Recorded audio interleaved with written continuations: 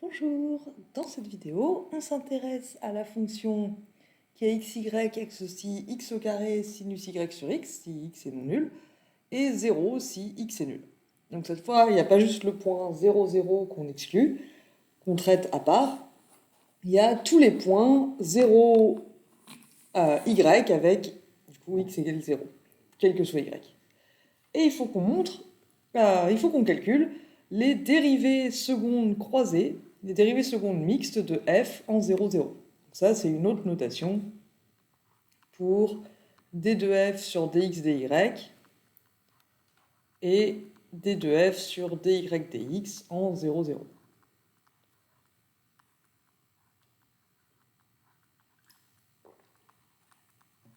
F petit x petit y, c'est une autre notation pour les dérivées partielles secondes. Alors, s'agissant d'une fonction qui est définie, donc déjà pour commencer, on a dit, ça va se passer exactement comme à l'exercice précédent, il va nous falloir, dans un premier temps, les dérivées partielles tout court. Calcul des dérivées partielles de f. Alors, ça va être un petit peu particulier, puisqu'ici, il faut qu'on traite à part tous les points où x est non nul et les points où x est nul. Alors déjà, on peut remarquer que sur R2 privé de l'axe des ordonnées, des abscisses, tous les points où x est non nul,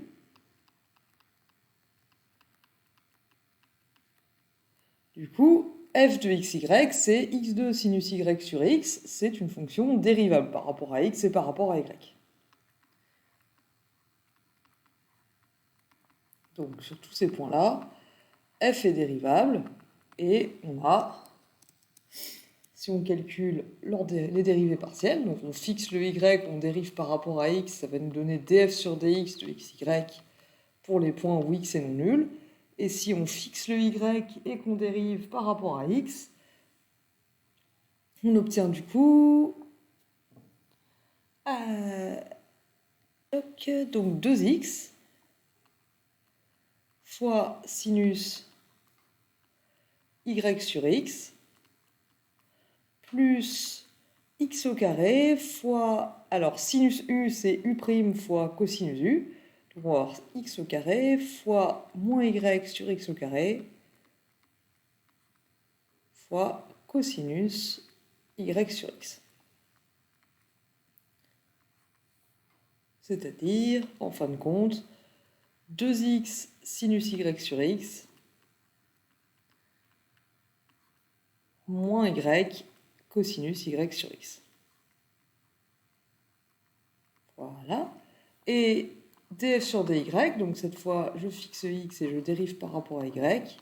Df sur dy de xy, ça va nous faire x au carré fois 1 sur x fois cosinus de y sur x. Donc au total, x cosinus y sur x.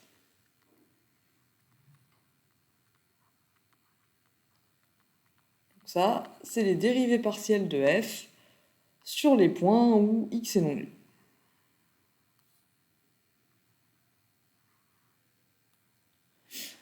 Maintenant, qu'est-ce qui se passe quand x égale 0 ?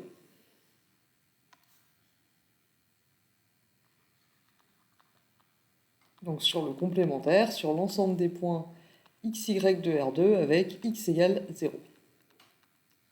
Ben là, du coup, comme f est défini différemment en ces points et au voisinage de ces points, il faut qu'on étudie la question avec un taux d'accroissement.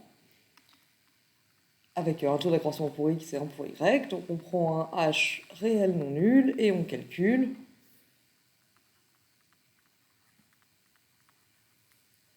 f de, donc on fixe le y à 0 et on fait le taux d'accroissement par rapport à x en 0, ça nous fait f de 0 plus h 0, moins f de 0, 0, le tout sur h. C'est-à-dire f de h 0, maintenant f de 0, 0, ça fait 0.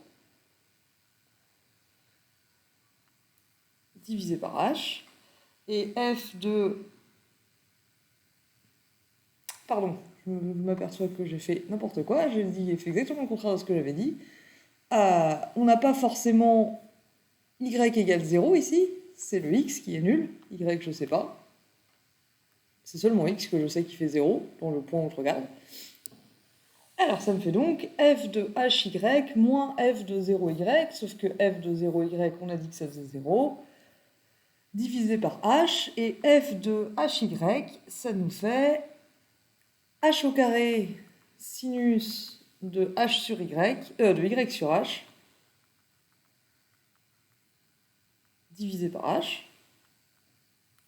c'est-à-dire h sinus de y sur h. Maintenant, sinus de y sur h, il est borné, il est entre moins 1 et 1.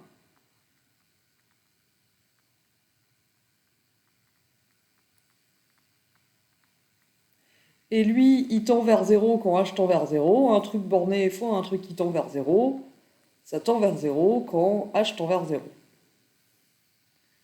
Donc, df sur dx de 0y, quel que soit y, ça fait 0. Et maintenant, on fait le taux d'accroissement en 0y, mais cette fois par rapport à y. Donc on calcule f de 0y plus h moins f de 0y sur h. Alors, f de 0y, ça fait toujours 0. F de 0y plus h, bah, ça fait aussi 0. Hein. Tous les points où x égale 0, ça fait 0. 0 sur h, ça fait 0. Ça tend vers 0 quand h tend vers 0. Donc df sur dy de 0y, ça fait 0. Donc on a trouvé nos dérivées partielles sur les points où x est nul et sur les points où x est non nul. Maintenant, du coup, pour avoir les dérivées partielles croisées, on va faire un taux d'accroissement de df sur dx en 0, 0 par rapport à y et un taux d'accroissement de df sur dy en 0, 0 par rapport à x. Calcul des dérivées d'ordre de mixte en 0, 0.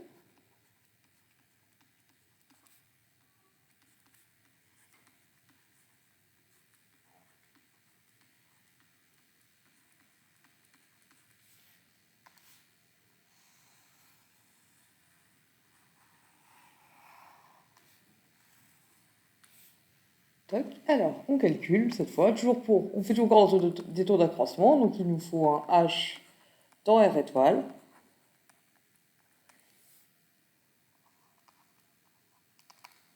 Et il faut que je calcule le taux d'accroissement de df sur dx en 0, 0 par rapport à y. X est fixé à égal à 0, et je vais varier y au voisinage de 0.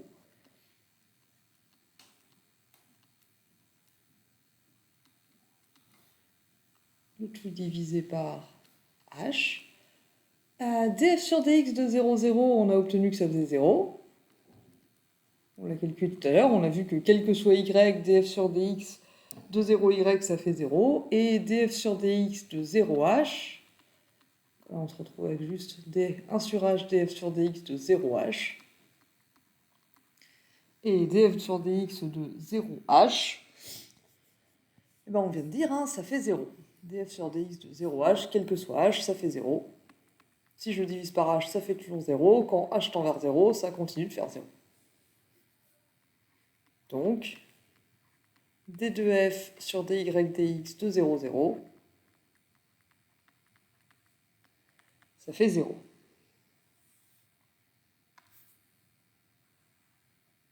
Toc.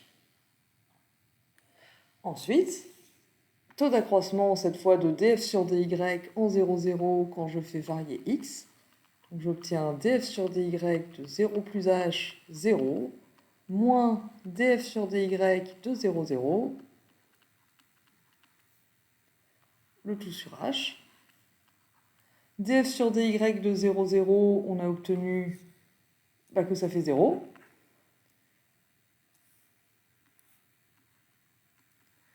Donc là, on a 1 sur h df sur dy de h0. Et ça, qu'est-ce que ça nous fait? Df sur dy de h0. Alors du coup, on remplace le x par h et le y par 0. On a donc h cosinus de 0. Ça fait h.